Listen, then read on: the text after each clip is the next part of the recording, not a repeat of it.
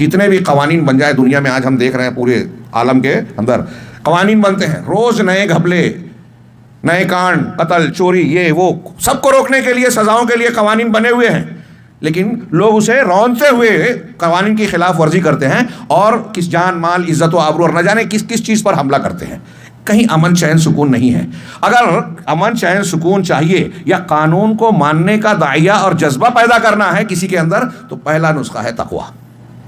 قرآن بار بار اس کی تنبیہ کرتا ہے۔ آپ دیکھیں کہ عبادات کا مقصد یہی بتایا گیا، ان الصلاۃ تنہی عن الفحشاء والمنکر۔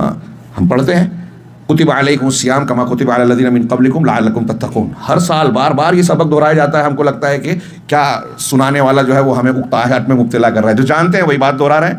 اللہ نے دہرایا ہے بار بار، اس کی ہم کو آپ کو ضرورت ہے۔ جس کو اللہ اور رسول نے بار بار دہرایا ہے، اس کا مطلب یہ کہ اس کی ہمیں ضرورت ہے، روزانہ اس کو تازہ کرتے رہنا چاہیے۔ اگر اس کو آپ نے تازہ نہیں کیا تو آپ اور ہم اچھے انسان نہیں بن سکتے، ہماری اپنی شخصیت کی تعمیر نہیں ہو سکتی۔ اگر بچے کی تربیت کرنی ہے تو سب سے پہلے اس کے اندر اللہ کے تقوی کی خوبو پیدا کرنے کی ضرورت ہے۔